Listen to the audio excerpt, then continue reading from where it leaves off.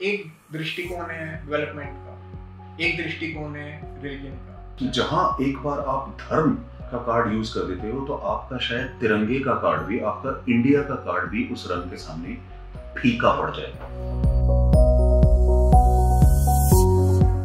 So my line of thinking, Sudeep, is Major Sudeep, is that we don't give enough credit to the Indian voter.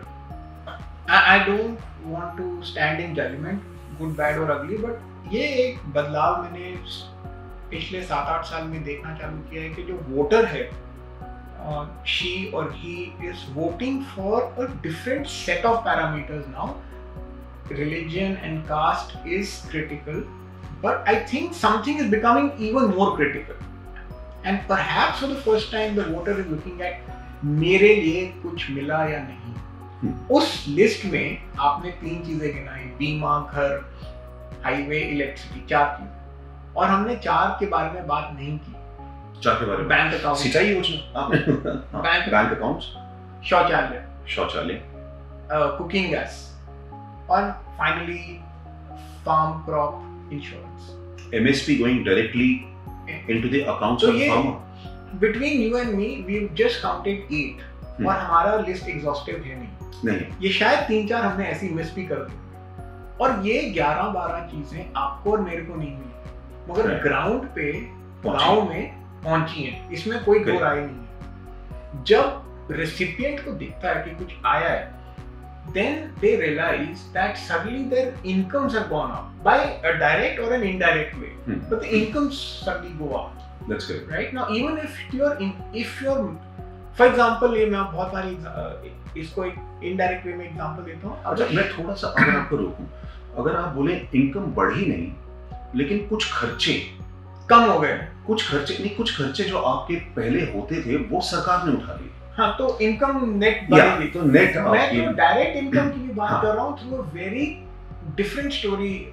Major शौचालय बनाने में मेरा view है कि आपकी direct income बढ़ गई, बिकॉज मृत्यु का लेवल कम होगा, बच्चों की जो डायरिया या कॉलेरा या मलेरिया से जो मृत्यु होती थी वो कम होगी, हॉस्पिटल के बिल कम होंगे, जो women didn't have access to a शौचालय, to a toilet, they would break their bones going to the forest. Absolutely, because Modi का अगर आप वो नारा याद रख रहे हैं तो it used to say स्वच्छ भारत स्वस्थ भारत, स्वच्छ भारत स्वस्थ भारत। तो उन्होंने डायरेक्ट कनेक्शन वो ढूंढ लिया कि आपकी मेजर प्रॉब्लम्स का स्टार्ट पॉइंट जो था वहीं से ही है, वो स्वच्छ की वजह से। बट आप हमारे लिए वो मायने नहीं रखता है, वो हमारी कल्पना से बाहर है कि how can this have a direct benefit to our life. My point is these 12 things, 13 things, whatever it is, highways, etc. When you combine that list, it is a very powerful, potent weapon for a state like Uttar Pradesh, which if it doesn't contribute to India's GDP, we will not grow. Correct. So my guess is, or at least my own assessment on this is that yes, religion is important. It has been at the forefront, but something is starting to shift. I'll be very happy if it starts to shift. It has to. It has to shift. And now we are talking about the defense infrastructure creation in Uttar Pradesh.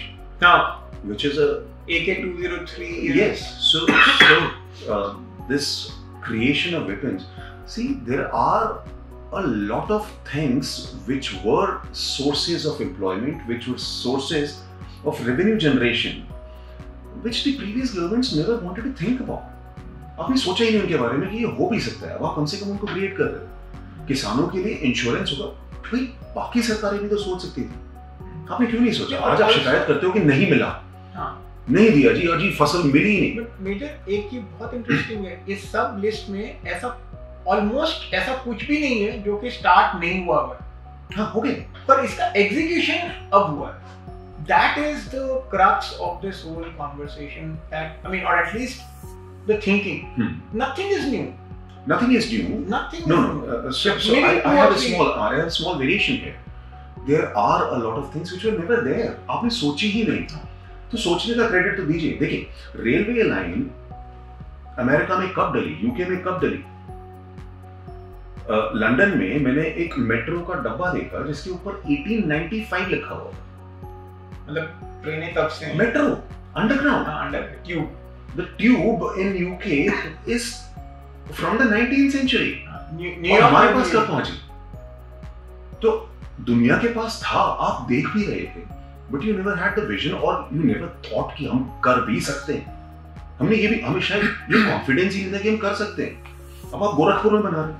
So if I just extend this point of discussion and talk purely from a developmental point of view, I think that the Yogi government has a chance of obviously coming back, but my assessment is perhaps with the larger majority. Because the list is really long, the work is good, and there is, even when I talk to my friends who are anti-Yogi, anti-BJP, anti-Modi, they do come and say कि कुछ काम हुआ है। So मतलब जो डिट्रैक्टर है उसको भी दिख रहा है कि काम हुआ है, बट वो इंटरनलाइज करने को तैयार नहीं है कि ओ शायद मेरा दृष्टिकोण कोई चैलेंज कर रहा है। नहीं, देखिए वो एक दिक्कत हमारे साथ है कि इंडिया में जो एंटी बीजेपी है, they are hardcore anti BJP for some reason. तो आप उनको कुछ भी दिखाने बताने की कोशिश करो, नहीं देख पाएंगे। वो हमारे लिए शायद ऐसा बोलते होंगे, मेरे लिए मतलब मैं I identify myself more as a pro-BJP person for whatever reasons. I think traditionally, whenever BJP has been in power in any of the states, things have moved at a much faster pace. Because बाकी governments के साथ शायद कभी भी ऐसी एक conviction रही नहीं कि हम एक मजबूत decision लेके उसको execute करके हम आगे बढ़ सकते हैं। तो with other governments, it has always been baby steps. कि आपको ज़्यादा हिलाना डुलाना नहीं, बस धीरे धीरे चलते रहो, थोड़ा सा ऐसे हो जाओ, थोड़ा सा ऐसे हो जाओ, लेकिन पूरा झकझकोर के हिला के फिर आगे बढ़ो, ऐसा कन्विक्शन शायद और किसी। and there are examples for it. Article 370, CA and all these things, these are huge big decisions for which so for GST, you've been talking about it for donkey's years. One of the examples I was suggesting that it will not thought through now, it's just kind of got executed now. Yeah, it's just executed. and it was always sitting with the Congress government for like years and years. They just did not have the conviction कि हम इसको कर भी पाएंगे।